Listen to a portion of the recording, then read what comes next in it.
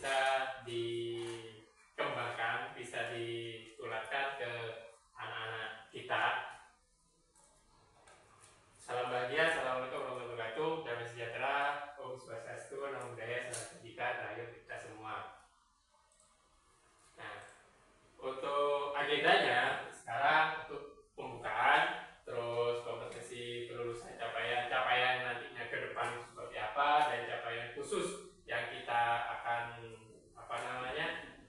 capai itu bagaimana pemahaman inti, eksplorasi konsep, dan nanti referensi. Nah, untuk kelulusan modul ini untuk saya, tapi nanti ini harus diterapkan ke sekolah.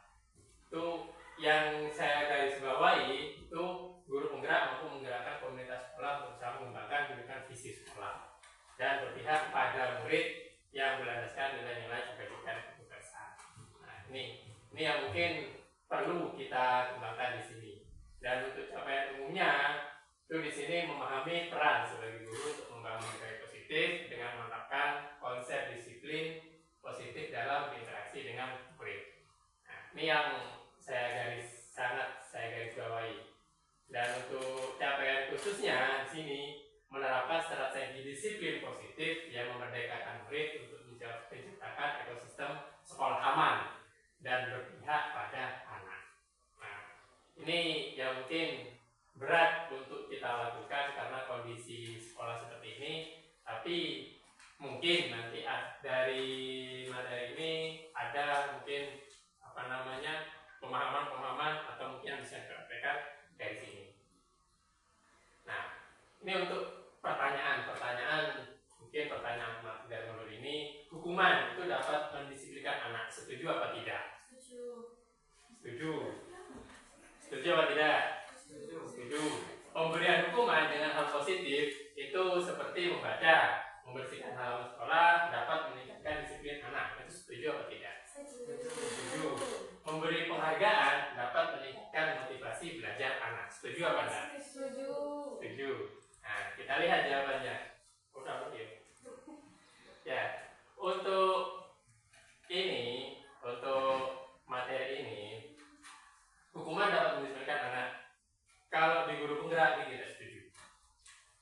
Nah, untuk pemberian hukuman dengan hal positif seperti membaca atau membersihkan halaman sekolah dapat meningkatkan disiplin anak, ini setuju.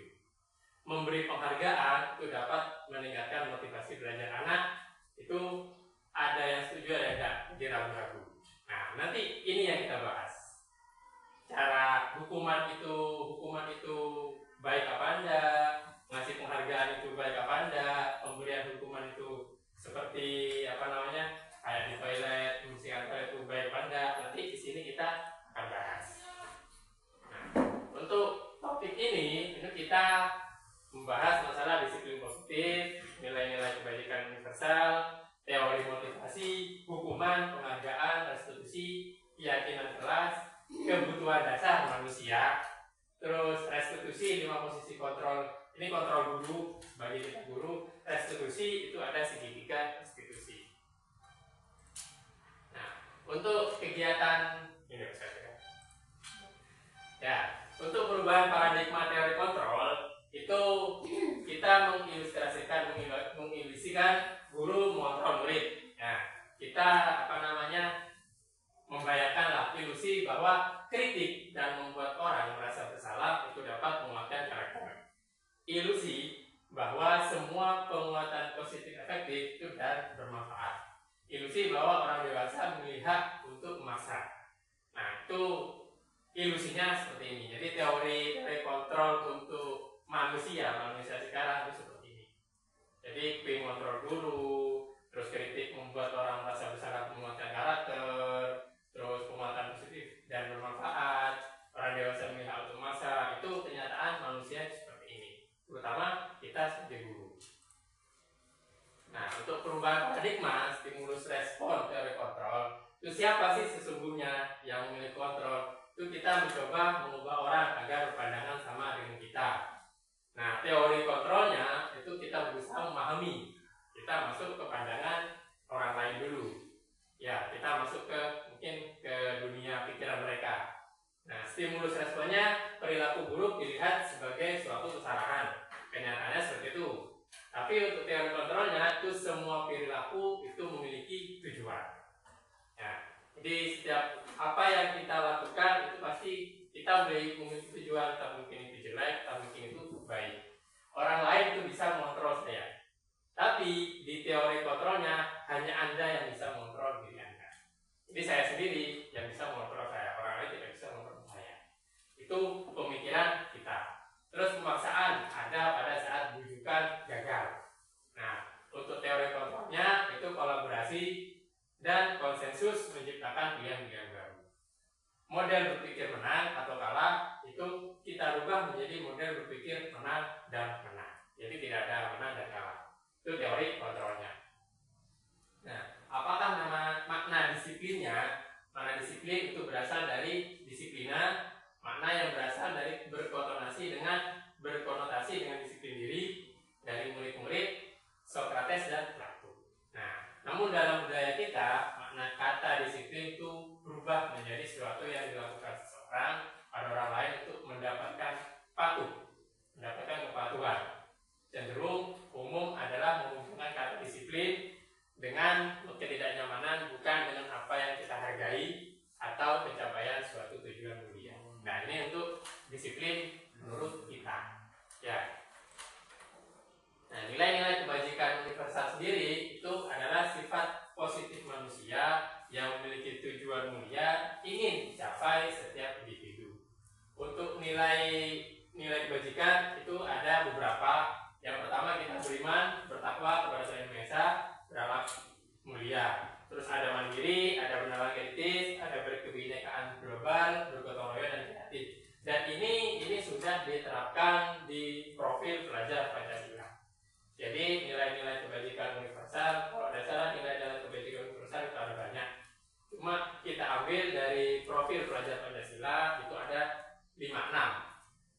Ada 6. Sebetulnya kalau menghafalkan ini ada lagunya, cuma nanti saya jelaskan. Nah, untuk teori motivasi, nih teori motivasi perilaku manusia. Nah, ini di sini ada apa ya? Ada beberapa contoh. Apa sih teori motivasi perilaku manusia sebenarnya itu? Yang pertama itu untuk menghindari ketidaknyamanan, hukuman. Apa yang akan terjadi apabila saya melakukannya? Ya, jadi itu termasuk motivasi eksternal dari mungkin guru, dari murid, atau dari orang tua ke murid. Kalau semisal sampean melakukan ini, apa yang terjadi, akibatnya apa? Nah, itu untuk motivasi eksternal. Ada motivasi eksternal juga, apa yang akan saya dapatkan, hasilnya apa jika saya melakukannya itu. Ya, jadi nomor 2 untuk mendapatkan imbalan. Jadi motivasinya biasanya di pikiran kita itu imbalannya apa? Bicara kata murid seperti itu. Dan yang ketiga itu untuk menghargai diri sendiri, itu motivasi internal. Nah, ini tujuan disiplin positif yang ke depan kita akan bangun di sekolah ini. Menurut Ki Hajar sendiri, itu merdeka adalah tidak hanya terlepas dari perintah, akan tetapi juga cakap buat memerintah diri sendiri. Ini menurut Ki Hajar Dewantara sendiri dalam bukunya Pemikiran Konsepsi Keteladanan Sikap Merdeka, cetakan kelima itu kalau tidak salah 2013. Nah, ini tadi yang saya sampaikan, penghargaan itu termasuk hukuman apa gimana? Setuju atau tidak? Nah, ini dihukum oleh penghargaan, bahwa penghargaan berlaku sama dengan hukuman.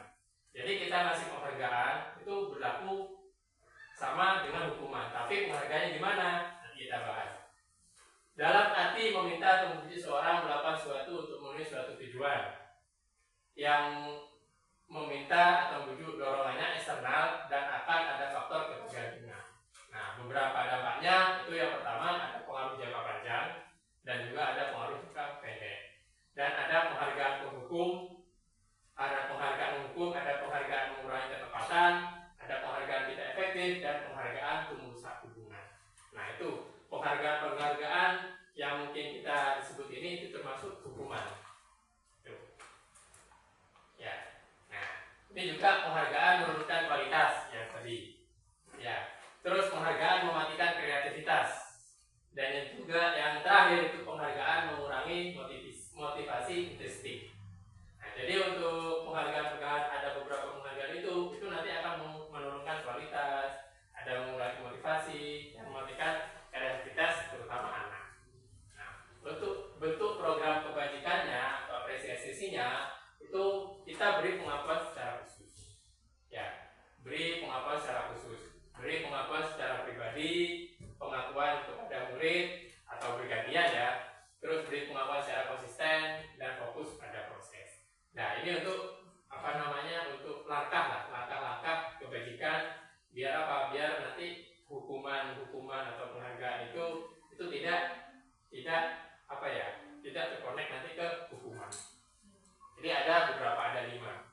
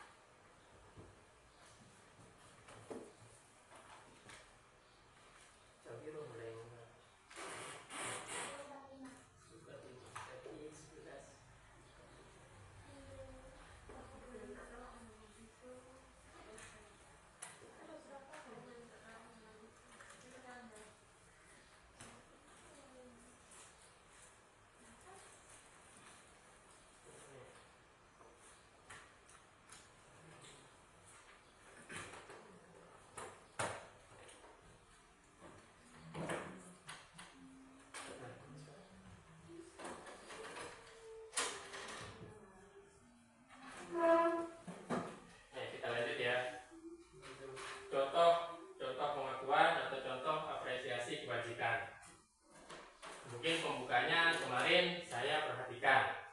Ini contoh-contoh kalimat pembuka. Terus yang kedua, saya menghargai. Terus terima kasih untuk.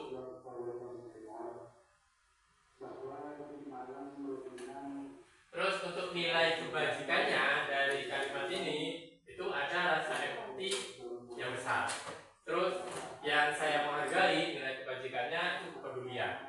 Terus untuk terima kasih itu rasa tanggung jawab yang besar. Situasinya itu pada saat menolong murid baru itu di kelas kita. Jadi kalau semisal ada murid membantu murid, antar murid membantu, itu kita membuat kalimat seperti kemarin saya perhatikan gini itu. Terus yang kedua, di saat kamu membutuhkan membantu temanmu di tugas kelompok, kita bisa ngasih kata-kata, ngasih apresiasi, ngasih pengakuan. Saya menghargai bahwa sampean sudah bisa membantu kelompok lain atau membantu membuat portofolio atau apa. Nah, untuk yang ketiga, situasi pada saat kamu memungut kertas-kertas yang berserakan di lantai. Ini berlaku untuk murid ya, ini berlaku untuk murid. Jadi kalau nanti ada murid yang memungut kertas atau apa, itu dikasih pembuka, dikasih sebuah apresiasi ucapan. Nah, untuk tindakan gurunya sendiri, nah ini ada pertanyaan lagi. Nah, tugas perbedaan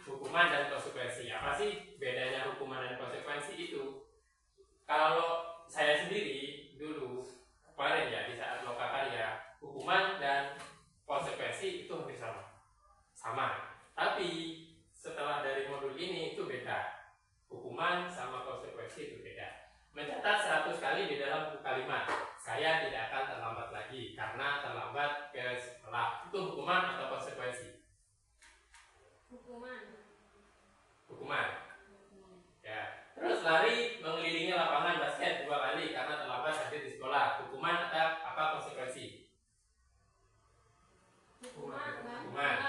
Murid diminta untuk push up 15 kali karena tidak menggunakan masker ke sekolah. Hukuman apa konsekuensi? Hukuman. Menggantikan kertas tugas teman yang telah dicoret. Itu hukuman apa konsekuensi? Konsekuensi.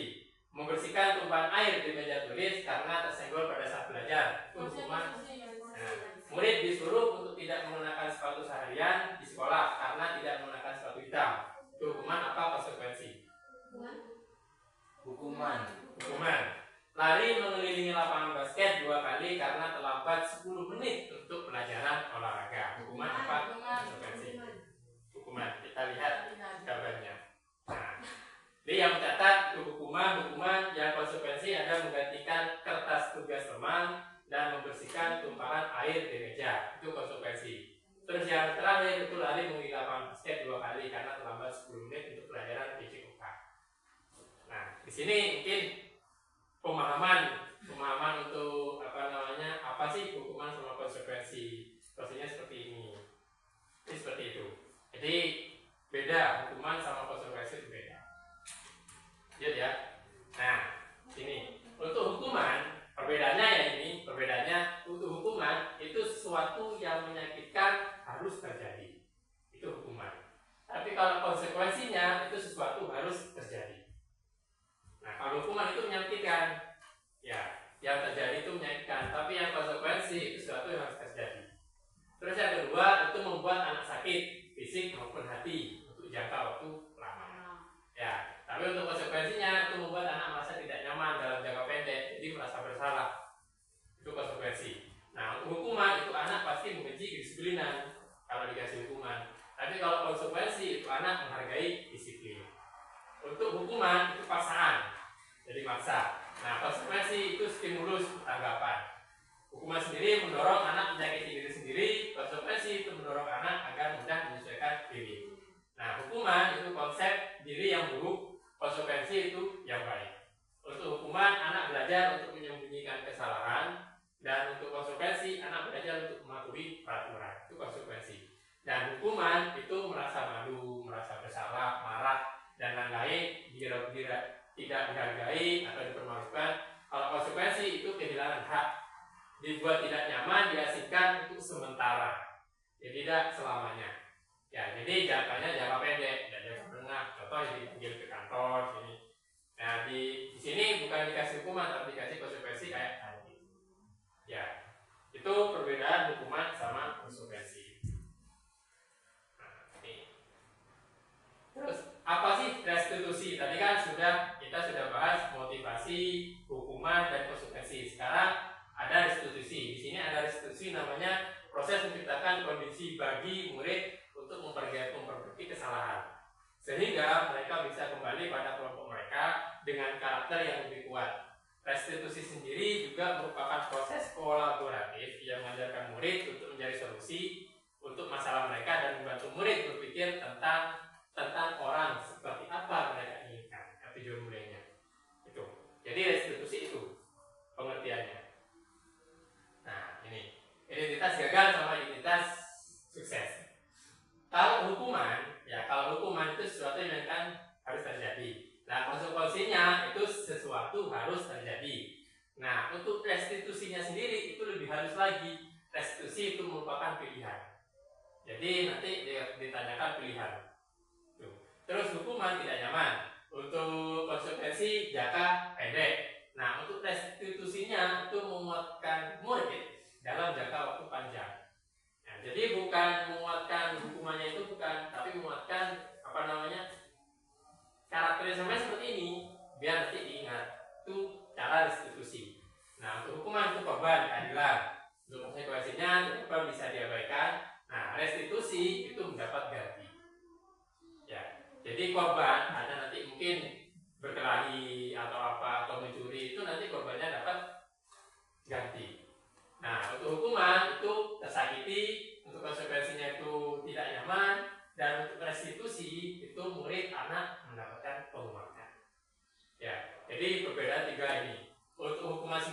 agresif, pasif meningkat. Untuk konsekuensi hanya bertahan jangka pendek.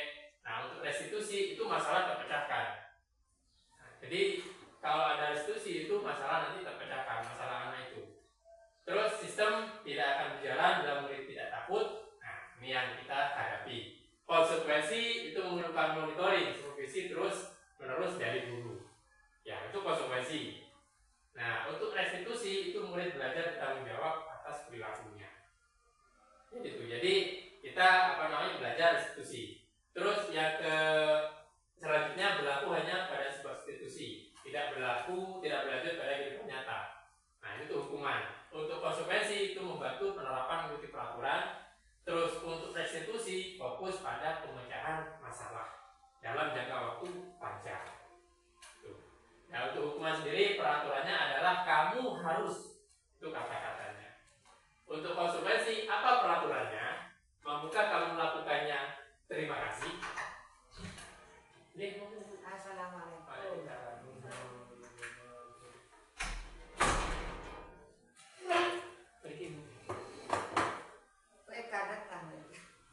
Oke, kita lanjut ya. Untuk konsekuensinya sendiri apa peraturannya? Mampukah kamu melakukannya? Terus terima kasih. Tapi untuk restitusi itu apa yang kamu yakini? Itu kata-katanya. Apa yang bisa kamu lakukan untuk memperbaiki masalah ini? Salam. Dia Bu.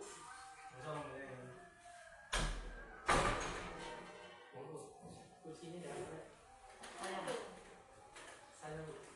Nah, untuk yang terakhir, ya Sudah ada. Untuk yang terakhir itu murid atau anak membenci peraturan. Nah, ini yang kita hadapi di sini.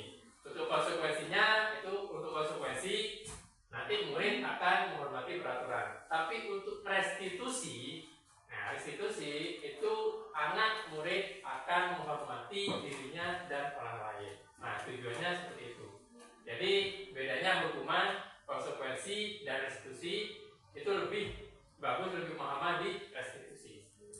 Ya. Nah, 9 ciri-cirinya itu yang pertama bukan untuk menebus kesalahan, namun untuk belajar dari kesalahan. Nah, itu untuk restitusi. Yang kedua memperbaiki hubungan. Yang ketiga tawaran, bukan paksaan. Jadi menawarkan ke anaknya. Restitusi untuk menuntun, melihat ke dalam diri. Nah, mencari kebutuhan dasar yang mendasari tindakan. Terus yang keenam, restitusi diri adalah cara yang paling baik. Yang ketujuh, fokus pada karakter. Ya, bukan tindakannya, bukan maksudnya tindakan kitanya, tapi ke karakter anaknya. Restitusi fokus pada solusi. Sama yang terakhir, mengembalikan murid yang berbuat salah pada kelompoknya. Jadi ada kelompok yang mungkin nakal, sangat nakal, itu nanti dikembalikan kelompok yang mungkin kebutuhan dasar manusia nanti. Gitu. Nah, untuk keyakinan kelas. Nah, ini mungkin kita belum melakukan ini, cuma saya kemarin bukan kemarin ya, tahun kemarin itu melakukan, tapi setelah saya paham dengan materi ini, keyakinan kelas saya itu kurang, jadi kurang mengena. Jadi di sini dijelaskan apa sih keyakinan kelas. Mengapa tidak peraturan saja? Mengapa kita harus membuat keyakinan kelas di sini? Mengapa kita memiliki peraturan harus menggunakan helm bila mengendarai helm, mengendarai kendaraan roda 2? Mengapa kita memiliki peraturan 3M, menggunakan masker, di tangan, jaga jarak 1,5? Mengapa kita memiliki peraturan harus datang tepat waktu pada saat mengikuti pelatihan? Nah, ini untuk kata-kata yang mungkin peraturan ya menurut kita ya, itu mendukung motivasi intrinsik, kembali ke nilai keyakinan, lebih menggerakkan seorang dibandingkan mengikuti serangkaian peraturan-peraturan. Nah itu. Nah, untuk budaya positifnya sendiri, untuk budaya positif sendiri itu ada namanya lingkungan positif, budaya positif, lingkungan positif, keyakinan kelas, dan di tengah itu ada peraturan kelas. Jadi kenapa kok peraturan kelas itu di tengah? Itu karena peraturan kelas itu nanti berhubungannya dengan nanti hukuman sama konsekuensinya. Tidak ada nanti yang namanya kita sepakat atau hati dalam hati seperti itu.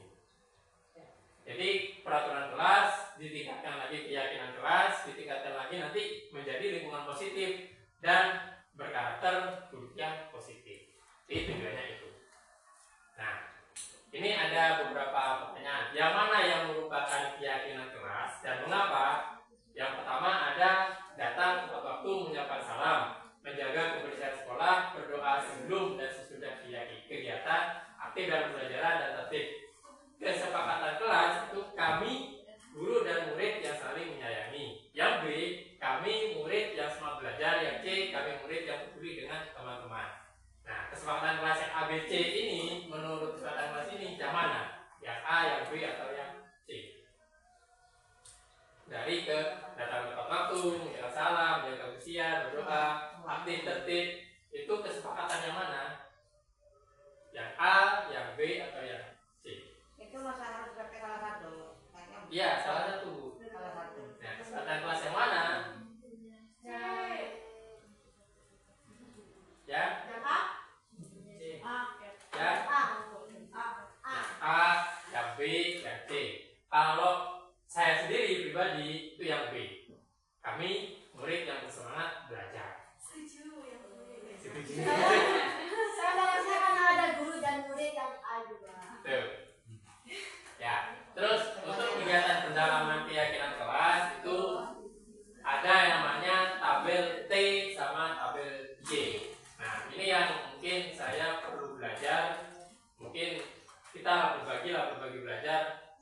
Ini mungkin nanti penting untuk menghadapi murid-murid yang mungkin sangat luar biasa nakalnya. Jadi yang pertama ada hormat. Kami meyakini bahwa sangat penting untuk menghormati semua orang dan barang milik orang lain. Terus yang kedua ada bekerja. Kami meyakini bahwa sangat penting untuk mengerjakan segala pekerjaan atau mengikuti kegiatan yang telah ditugaskan. Yang ketiga diterima dan dimiliki. Kami meyakini bahwa sangat penting untuk merasa diterima pada suatu kelompok atau peduli dengan orang lain. Nah, untuk tabel Y-nya sendiri itu di atas terdengar, ya, terus terlihat itu berperilaku, itu hormat. Untuk bekerjanya sendiri itu terdengar, terlihat, berperilaku sama.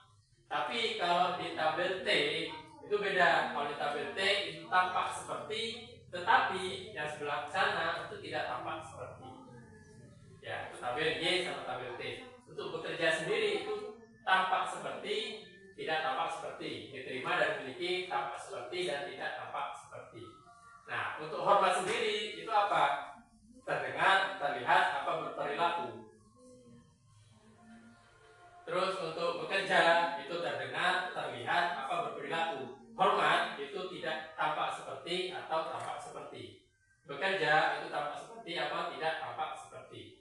Nah, diterima dan dimiliki itu tampak seperti dan tidak tampak seperti. Nanti kita akan ulas lagi.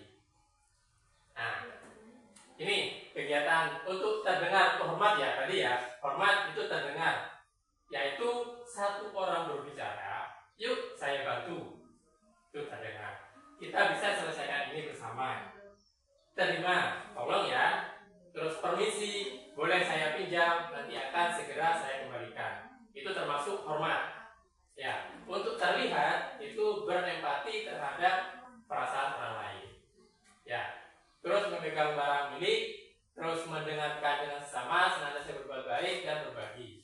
Dan untuk berperilaku itu tersenyum ramah, memberikan salam hormat dan memberikan ruang bekerja, postur tubuh yang tenang. Jadi di sini yang terdengar itu ucapan yang kita ucapkan ke anak. Ya, terus tindakannya itu berperilaku. Nah, terlihatnya itu anak itu melihat kita itu bagaimana, berempati kah?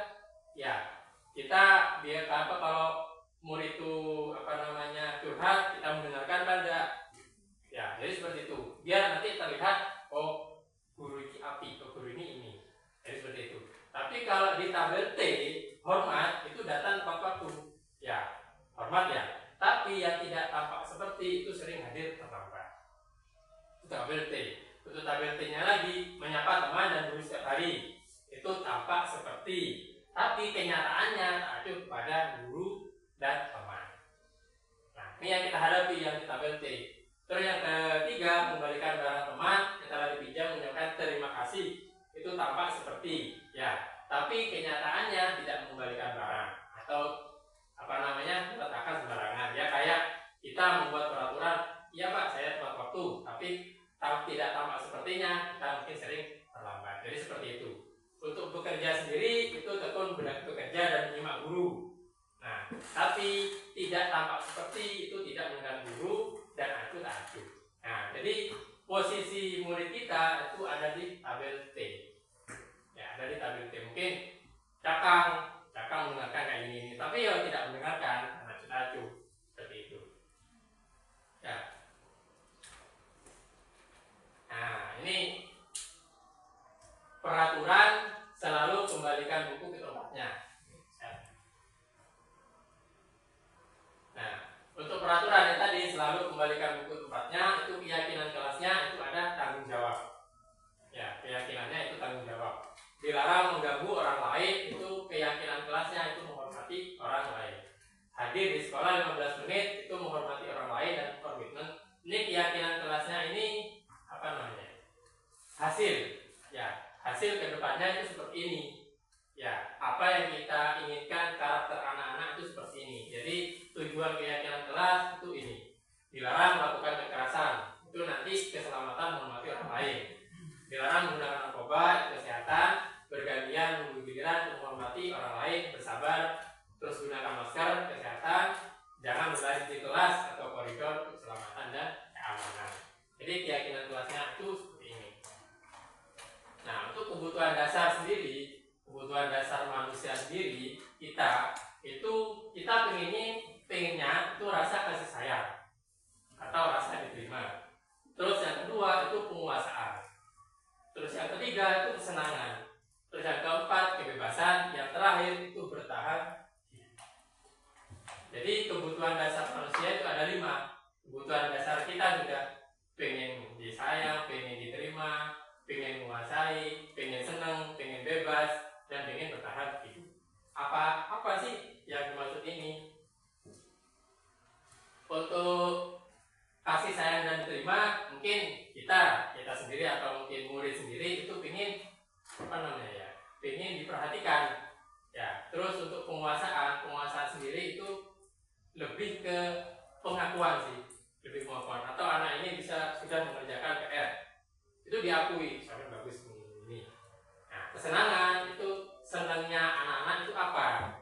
Terus kebebasan. Nah, kebebasan ini yang mungkin harus kita ubah dengan restitusi segitiga tadi dan nanti bertahan itu.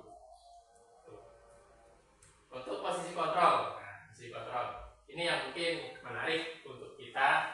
Untuk motivasinya 5 posisi kontrol. Yang pertama ada penghukum, ya posisi kontrolnya. Yang kedua ada pembuat rasa bersalah. Yang ketiga ada teman. Yang keempat pemantau. Yang kelima manajer. Nah, ini posisi kontrol guru.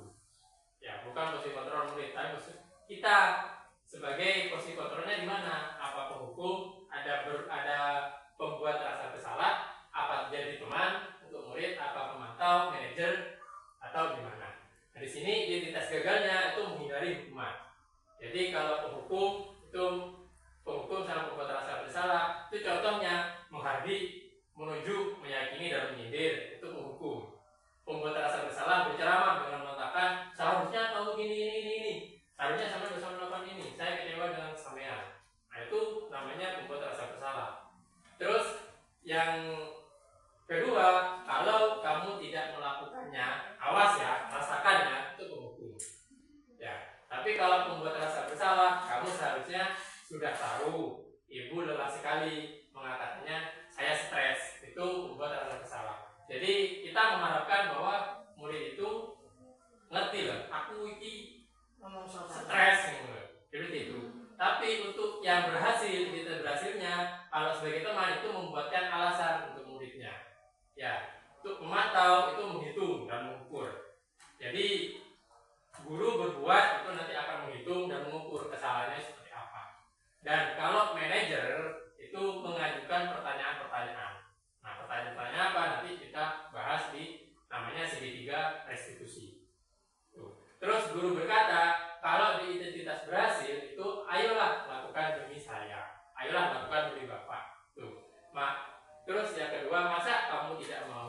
Ingat tidak, ibu pernah membantu apa? Ya, jadi sebagai teman seperti itu. Untuk untuk pemantau itu apa peraturannya? Jadi yang sudah kita buat keyakinan kelas tadi. Untuk manajer itu apa yang kita yakini, apa yang bisa kau kerjakan untuk memperbaiki masalah ini. Seperti itu. Nah hasilnya kalau penghukum itu memberontak, ya, untuk menyalahkan orang lain, untuk yang membuat rasa bersalah itu menyembunyikan atau nanti akan berbohong. Karena apa? Karena kamu sana sudah tahu ibu lelaki ini mengatakannya itu stres, jadi nanti anak-anak nanti akan berbohong. Untuk teman itu tergantung dari anaknya mau terbuka apa enggak. Biasanya kalau anak sudah satu frekuensi sama guru, biasanya apapun dikeluarkan. Ya, itu sebagai teman. Ya, lebih ke curhat. Untuk pemantau sendiri itu menyelesaikan diri. Ya, kalau nanti diawasi. Nah, untuk manajer itu menguatkan pribadi. Jadi menguatkan pribadinya anak. Nah, kaitannya dengan dunia berkualitas itu murid meletakkan guru di luar dunia berkualitas. Ya, untuk menghukum bersalah juga itu meletakkan di dalam dunia berkualitas. Nah, untuk teman itu meletakkan guru sebagai orang sangat penting di dunia berkualitas. Ya, jadi kalau teman itu kayak apa ya? Guru itu pahlawan itu. Kalau pemantau itu murid meletakkan guru peraturan dan hukum di dunia berkualitas. Yang terakhir manajer meletakkan dirinya sebagai individu positif dalam dunia berkualitas. Dan murid berkata nanti kalau saya dihukum, biarkan saja. Nanti juga marah-marah lagi. Jadi itu. Ya, kalau penghukum, kalau kita guru sebagai posisi kontrol penghukum. Tapi kalau membuat rasa bersalah itu maafkan saya ya Bu, maafkan saya ya Pak. Itu. Tapi kalau sebagai teman itu saya pikir Bapak Ibu teman, saya ternyata begitu.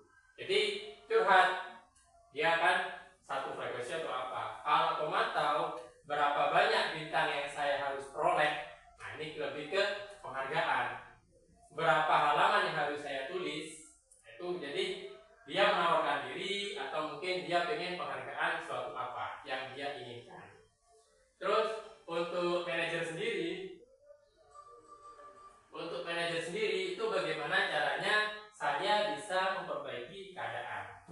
Nah, jadi kalau jenengan guru sudah menjadi seorang yang manajer, itu nanti murid akan bagaimana caranya saya bisa memperbaiki ini itu.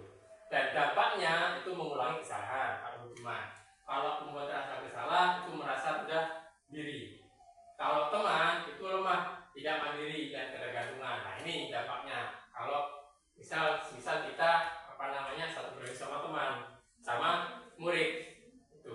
Terus pemantau itu menitik beratkan pada sanksi atau hadiah untuk dirinya.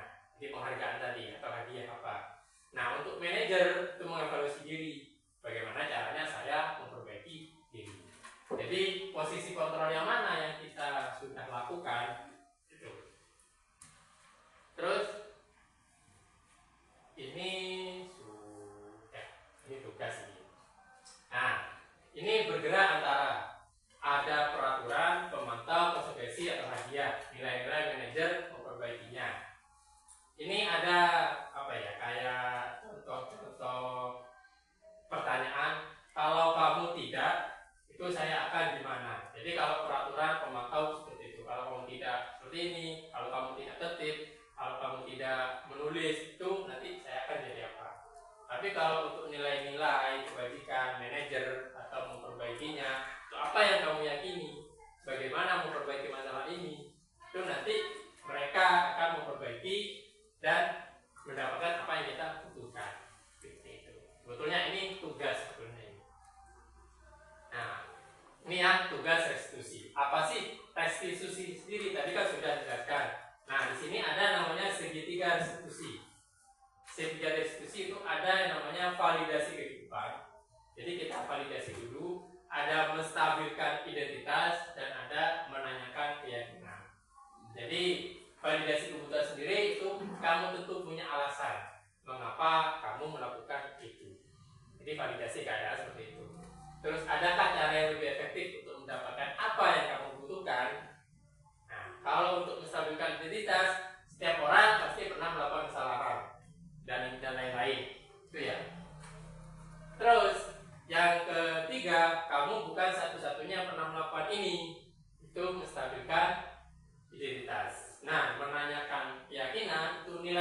apa yang telah kita sepakati. Mungkin sebelumnya kan kita sudah membuat keyakinan kelas, bukan peraturan ya, tapi keyakinan kelas.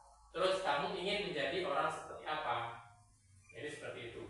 Jadi segitiga restitusi ini yang mungkin kemarin saya kemarin saat lokakarya 2 itu saya mengangkat tentang siswa kita gini. Tapi ini kalau semisal kita praktekkan itu mungkin membutuhkan waktu kurang lebih mungkin maksimal itu 1 tahun. 1 tahun ke depan itu nanti kita akan berhasil. Karena kenapa? Kemarin sebagai contoh yang PP saya kemarin di sini itu dari SMA dulu, dari SMAN 1 Kasar, terus pindah ke SMKN 1 Kasar. Ternyata dari SMA ke SMK itu nakalnya mungkin luar biasa, sama seperti kita. Makanya ke sini itu tidak menanyakan apa keinginan apa, tapi menanyakan kita sharing itu. Di sana sekelas negeri, ya, sekelas negeri itu sama. Kenakalannya mungkin luar biasa. Kadang tawuran, kadang satu kelas itu mungkin yang masuk hanya 10. Padahal satu rombel itu 32. Terus mempraktekkan segitiga ini berhasil kalau tidak salah 1 tahun lebih. Baru mereka berubah, baru mereka bagus. Malah yang nakal-nakal itu mereka aktif di OSIS, aktif di kegiatan-kegiatan dan lain-lain. Itu benar contoh solusinya. Nah, jadi kita pakai segitiga restitusi ini. Nah, bagaimana contohnya? Kita akan contohkan. Nah, untuk menstabilkan identitas sendiri, guru berkata, berbuat salah itu hal yang manusiawi. Tidak ada manusia sempurna. Bapak Ibu juga buat salah, kita pasti bisa menyelesaikan masalah ini. Nah, ini contoh-contohnya. Contoh-contoh kalau menstabilkan identitas. Kalau kamu menyalahkan dirimu sendiri terus-menerus, apakah kamu bersikap baik pada dirimu sendiri? Jadi menstabilkan identitasnya anak. Menstabilkan identitas itu apa? Intinya dia berbuat salah, tapi dia tidak merasakan aku berbuat salah. Jadi menstabilkan identitas dulu, mengembalikan kebutuhan dasar tadi. Ya, jadi menstabilkan identitas itu.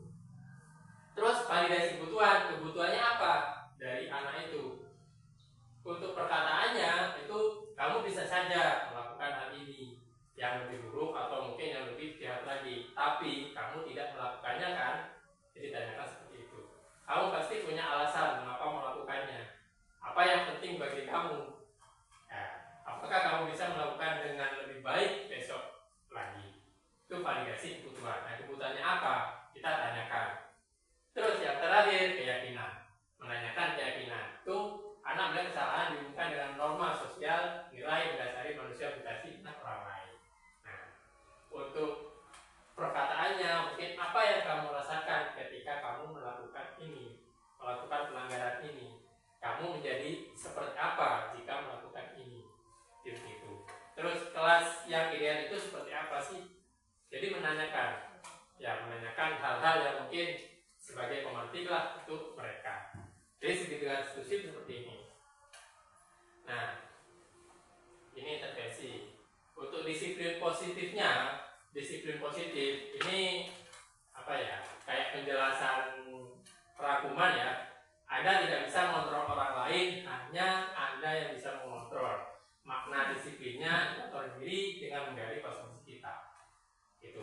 Terus semua perilaku itu memiliki tujuan. Tujuannya apa? Ada namanya teori motivasi, menghindari hukuman atau mendapatkan imbalan, menghargai diri sendiri, nilai kebajikannya ada dan keyakinan kelas ada. Kalau nanti perilaku tujuannya itu menghargai diri sendiri. Kalau model berpikir menang-menang, kolaborasi, konsensus menciptakan pilihan-pilihan baru, itu ada 5 posisi kontrol tadi. Ada penghukum, merasa bersalah, teman, manajer. Nah, manajernya tadi itu menggunakan segitiga restitusi. Dan realitasnya itu kita harus tahu 5 kebutuhan dasar manusia tadi. Itu. Oke, ini ada contoh ya, ada contoh apa sih posisi kontrol guru seperti apa. Ini kan 5 posisi kontrol. ada posisi penghukum. Contohnya seperti apa? Ini.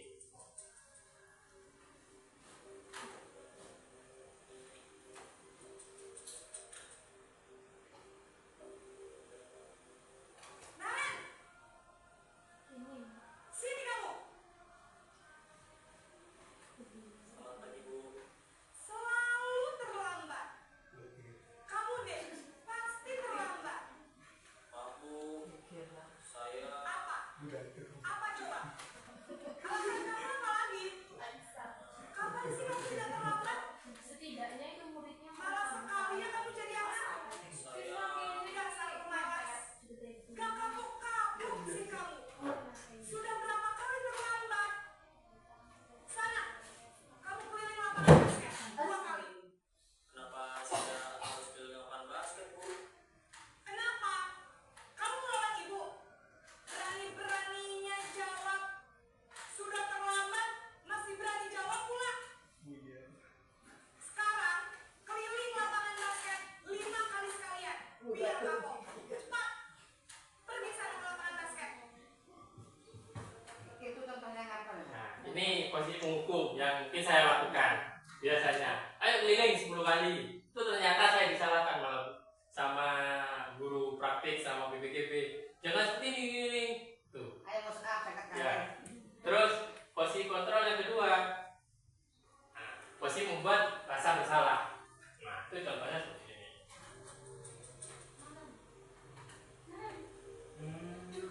Sama, cuma kata-katanya nanti yang beda. gurunya sama. Gurunya sama, Boleh sama, balik gurunya sini sama. ya. Naren, Selamat pagi, Bu. Naren. Kamu kenapa terlambat lagi, nak? Nah, kayak kita bicara ke teman tuh. Kamu sudah bikin ibu susah ya? Kalau kamu terlambat lagi, nanti ibu yang ditegur bapak kepala sekolah, nak. Disangka ibu tidak bisa membina kamu. Duh, gimana ini? Maaf, Bu. Duh, Gusti Naren. Kamu suka ya kalau ibu ditegur bapak kepala sekolah? Terus, sekarang ibu harus tulis apa ini di buku absen? Ini kamu sudah sering terlambat loh. Ibu harus apa coba? Maaf, Bu. Maaf sekali. Ya sudah, lain kali jangan bikin ibu susah lagi ya nak ya. Ibu tidak akan kuat lagi kalau kamu begini terus. Bisa jantungan kalau ibu tegur bapak kepala sekolah. Sana cepat ke kelas. Makan Maaf ya, hati. Bu. Maaf sekali. Nah, ini pembuat rasa bersalah. Jadi kita memposisikan saya nanti akan bersalah di kepala sekolah atau apa. Nah, untuk yang ketiga posisi teman. Ini posisi teman. Gurunya macet. Enggak, kita ya guru posisi apa memposisikan kita sebagai teman ke murid. Naren, Macet umur udah guru. Selamat pagi, Bu. wah sudah jam berapa ini nak? Terlambat lagi ya sayang. Iya, Bu. Habis ibu saya lupa bangunkan saya, Bu. Kamu malah menyalahkan ibu kamu. Kamu bukannya anak yang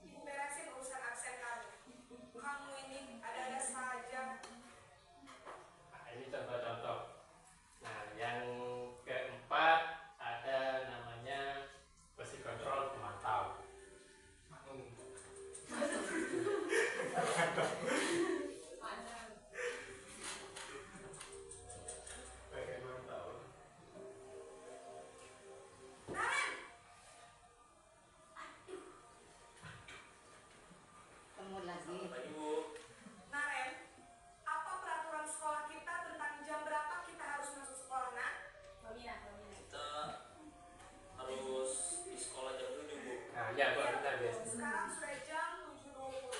Naren sudah tahu konsekuensinya jika terlambat hadir. Paham Bu, saya harus tinggal kelas pas jam istirahat selama 20 menit. Iya benar, konsekuensinya demikian. Ini keyakinan Jadi kelasnya. nanti jam 9.30 pas istirahat, kamu harus tinggal di kelas, kerjakan tugas tambahan untuk ketertinggalan kamu, ya? Baik Bu. Nah, ini posisi teman. Pemantau. Pemantau. Monitor. Terakhir ada manajer. Manajer.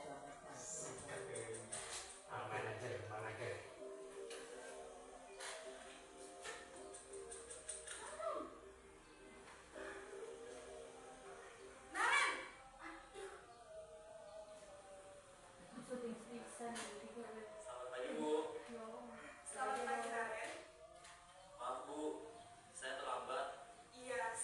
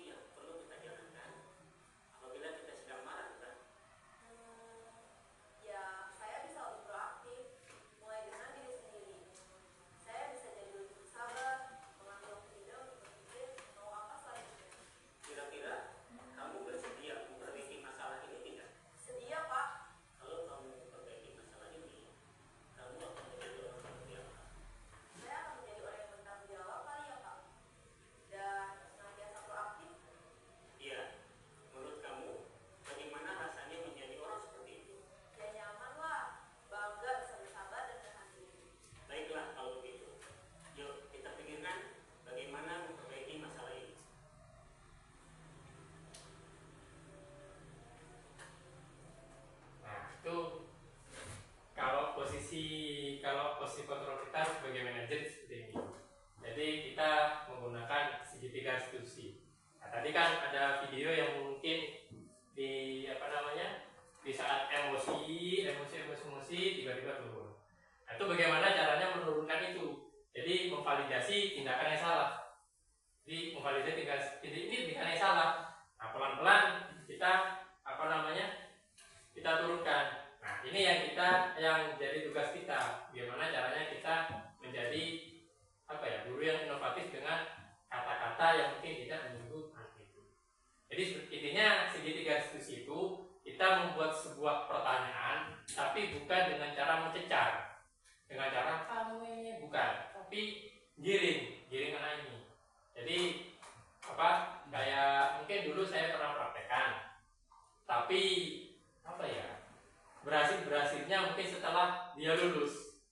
Berhasilnya setelah dia lulus, dia ke rumah minta maaf dan itu berjanji, dan ternyata sekarang kemarin ketemu, kalau nggak salah dia bekerja di Surabaya, sangat bagus. Dulu anaknya dia nakal, mungkin saya sama dia kalau praktek mungkin dia saling ini. Kadang saya dulu kalau nggak salah ke siapa ya, kita atau kunci ya, ini mana aku udah pernah masuk ini. Akhirnya saya pendekatan, mungkin caranya mungkin tidak seperti ini, tapi ya mungkin ini berhasilnya setelah dia lulus. Kemarin ketemu di mana, di depan rumahnya, pakai bagus lah. Emang itu dari mana di sana? Ini bagus. Ya bilang lagi Pak, saya minta maaf ya Pak, dulu saya gini, ternyata benar Pak. Iya, jadi karena apa? Karena saya mempraktekannya itu di saat dia kelas 3, bukan di saat dia kelas 1 atau kelas 2. Kenakalannya mungkin dari kelas 1, cuma saya paham mengenai apa itu manajer itu di kelas 3 di prakteknya. Jadi seperti itu. Tapi ya harus bersabar. Oke, 1 tahun setelah ini validasi tindakan yang salah. Ini gimana caranya validasi tindakan yang salah tadi? Ya, di manajeral seperti itu. Nah, tapi tidak semua guru itu mempunyai 5 posisi kontrol tadi. Ya, ada penghukum, mungkin ada yang pemantau, ada yang jadi teman, ada yang membuat rasa bersalah, ada yang mungkin penghukum. Nah, penghukum itu tujuannya dia tahu ada yang dilakukan di sekolah. Itu kenyataannya seperti itu. Dan mungkin ada yang membuat rasa bersalah. Jadi dia ingin sampai seakan menangaku gitu loh. Terus ada yang jadi teman, ada yang sebagai pemantau, itu manajer. Jadi kalau semisal ini sudah 5 ini kita praktekkan, insya Allah kerjanya nanti mungkin SMK bisa sesuai dengan karakter. Tuh, Ingin bantu. Itu Pak, jangan dulu Pak. oke. Tadi yang Mungkin ada pertanyaan. hendaknya barusan yang kembali. Ini Ya. posisi kontrol.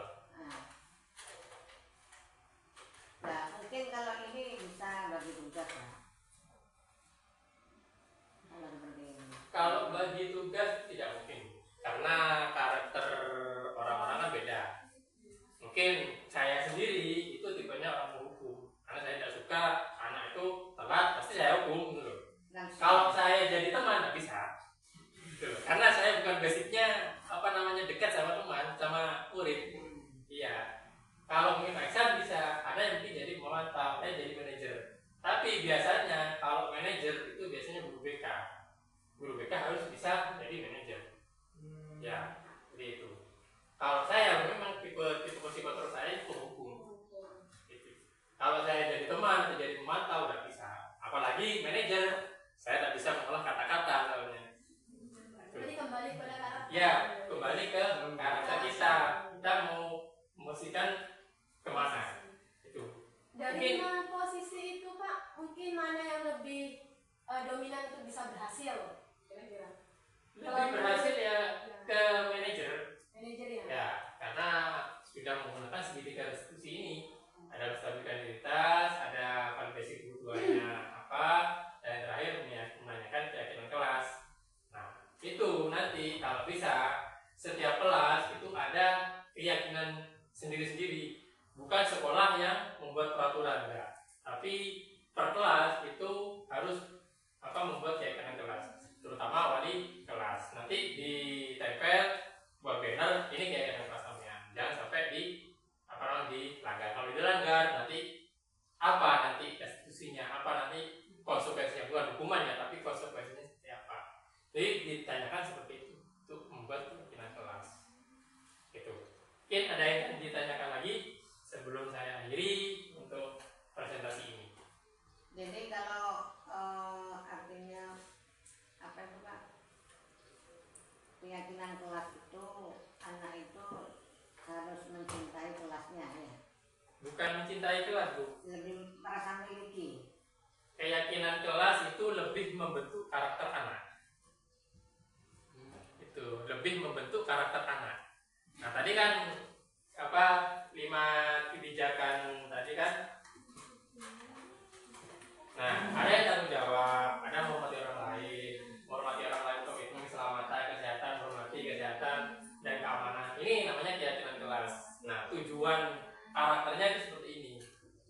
Ya, makanya ada namanya pendidikan karakter, ada profil belajar Pancasila. Nah, untuk salah satunya seperti ini, ada tanggung jawab, menghormati orang lain dan lain-lain. Jadi ini agak menyeluruh juga itu Pak. Iya. Sama dengan pakai sekolah. Sama. Dan ini juga saya terapkan, saya coba